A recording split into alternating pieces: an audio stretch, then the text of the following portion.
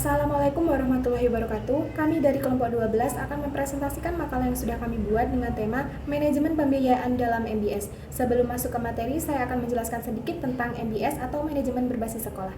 MBS merupakan suatu model desentralisasi dalam bidang pendidikan yang memberikan otonomi untuk merancang, mengimplementasi, dan mengevaluasi manajemen partisipatif pada tingkat sekolah sesuai standar nasional pendidikan yang didasari potensi, prakarsa, dan prioritas agar tumbuh kemandirian sekolah. Nah, manajemen pembiayaan ini merupakan salah satu aspek penting dalam pengimplementasian manajemen berbasis sekolah. Langsung saja kita masuk pada poin yang pertama, yaitu konsep manajemen pembiayaan pendidikan berbasis sekolah. Pembiayaan pendidikan terdiri atas biaya investasi, biaya operasi, dan biaya personal. Dalam konteks sekolah, biaya pendidikan merupakan dasar empiris untuk memberikan gambaran karakteristik keuangan sekolah. Untuk meningkatkan mutu pendidikan di sekolah, maka perlu upaya perbaikan manajemennya. Salah satu aspek yang digarap oleh sekolah sesuai dengan model manajemen berbasis sekolah ini adalah pengelolaan keuangan dan pembiayaan, karena sekolahlah yang paling memahami kebutuhannya sehingga desentralisasi pengalokasian atau penggunaan uang untuk pembiayaan kegiatan pendidikan sudah seharusnya dilimpahkan ke sekolah. Sekolah diberikan kebebasan untuk melakukan kegiatan-kegiatan yang mendatangkan penghasilan sehingga sumber keuangan sekolah tidak semata-mata tergantung pada pemerintah.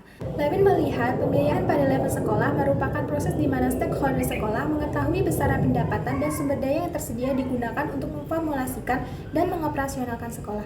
Sehingga manajemen pembiayaan sekolah merupakan aspek penting yang tidak dapat dipisahkan dari manajemen pendidikan secara menyeluruh, karena di dalamnya terdapat kegiatan pengurusan keuangan sekolah yang mencangkup pencatatan, perencanaan, pelaksanaan, pertanggungjawaban, dan pengelolaan atau pelaporan. Assalamualaikum warahmatullahi wabarakatuh. Perkenalkan, nama saya Nur Asia. Di sini saya akan membahas mengenai jenis-jenis pembiayaan pendidikan berbasis sekolah dan penyusunan RAPBS. Biaya pendidikan dapat dibedakan menjadi dua, yaitu biaya pendidikan langsung dan biaya pendidikan tidak langsung. Biaya langsung yaitu segala pengeluaran yang secara langsung menunjang penyelenggaraan pendidikan.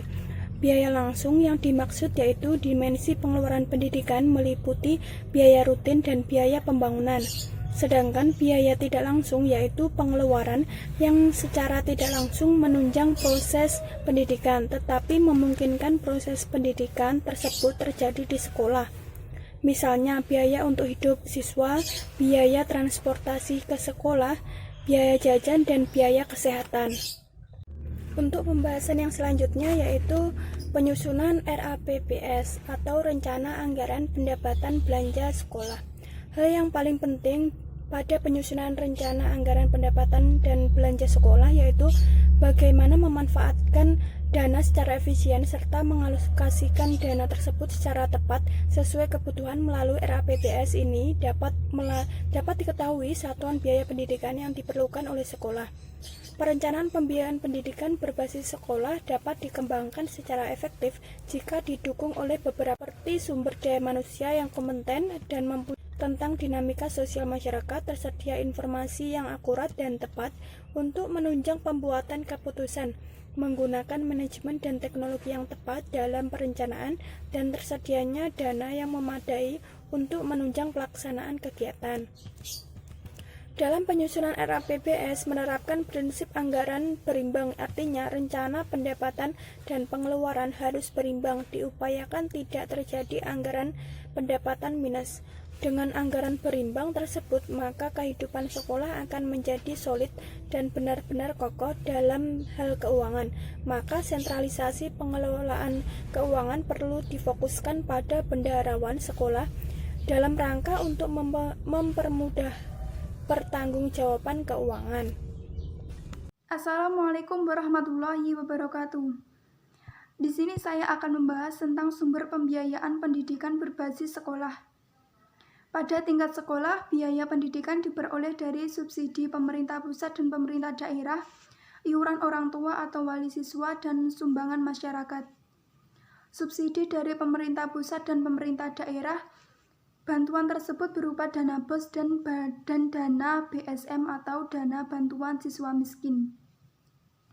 Dana BOS memberikan dana untuk membantu sekolah memenuhi biaya operasional sekolah, sedangkan dana BSM atau dana bantuan siswa miskin dikhususkan untuk siswa yang kurang mampu dengan tujuan untuk mencegah siswa putus sekolah akibat kesulitan biaya pendidikan.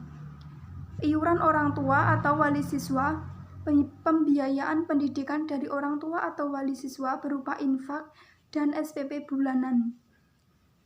Untuk sekolah swasta, pemerintah juga memberikan dalam bentuk bantuan khusus seperti pembangunan gedung dan peralatan serta uang rutin untuk kebutuhan sekolah. Bantuan ini mungkin berbentuk sumbangan. Bantuan tersebut dapat diberikan berdasarkan jumlah murid serta subsidi diberikan untuk menutup jumlah pengeluaran rutin sekolah. Sekian dari saya, apabila ada kurang lebihnya saya mohon maaf. Wassalamualaikum warahmatullahi wabarakatuh. Poin selanjutnya adalah standar pengelolaan pembiayaan sekolah. Standar pembiayaan pendidikan adalah standar yang mengatur komponen dan besarnya biaya operasi satuan pendidikan yang berlaku selama 1 tahun. Standar pembiayaan pendidikan mencakup hal-hal atas biaya investasi, biaya operasi, dan biaya personal. Standar biaya operasi satuan pendidikan ditetapkan dengan peraturan menteri berdasarkan usulan BSNP.